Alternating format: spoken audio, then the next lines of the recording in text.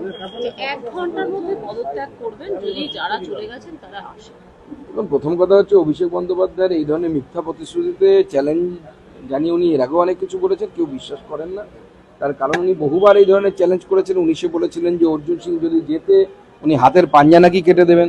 তারপরে বলেছিলেন দুর্নীতির যদি কোনো চার্জ বা ওনার বিরুদ্ধে কিছু আসে তাহলে উনি নাকি ফাঁসির মঞ্চ, কাউকে কিছু করতে হবে না, উনিই ফাঁসির মঞ্চ বানাবেন এবং তার সেখান থেকে ফাঁসি নিয়ে নেবেন।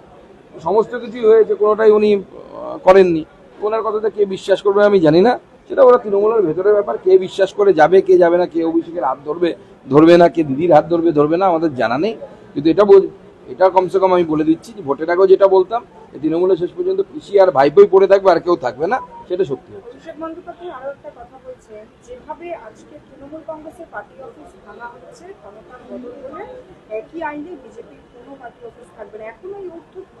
দেখুন, ভোটে যে হেরে গেছেন, জনতা যে হারিয়ে দিয়েছে, এখনো মনে হয় উনি সেটাকে হজম করতে পারেনি, মেনে নিতে পারেনি। সেই জন্য এখনো অধ্যত্ত, অহংকার, অহমিকা এগুলো সমান তালে চলছে। বিজেপির party office, illegal party office তো বিজেপি তৈরি করেনি।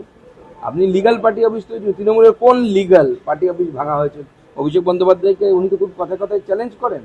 আমি চ্যালেঞ্জ করছি ওনাকে পাল্টা, ওনার যদি দম থাকে তাহলে দেখাতে বলুন কোন তৃণমূল কংগ্রেসের অফিস, যে অফিসের সমস্ত কাগজ ঠিক আছে, অর্থাৎ যার প্ল্যান আছে, যার পারমিশন আছে, যার ল্যান্ডের মালিক তৃণমূল কংগ্রেস, কোন অফিস ভাঙা হয়েছে? তৃণমূলের মূল অফিস তপসিয়াতে, সেটাই তো বহাল তবিয়তে সেখানে আছে, কোনো অফিস ভাঙা হয়নি তো।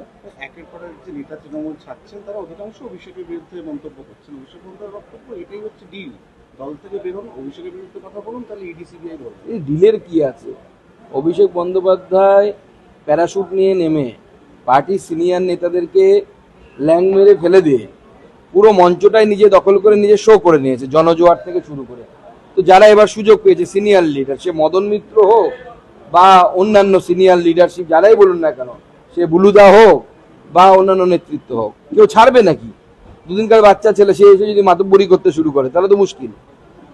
কল্যাণ বন্দ্যোপাধ্যায় বলছে এই যে এখন বিজেপি ক্ষমতা এসছে, এতে তৎকালীন পুরো গোটা যে একসঙ্গে তৃণমূল ছিল তাতে অনেকে হাত ধরেছিল, বুঝতে পারেনি।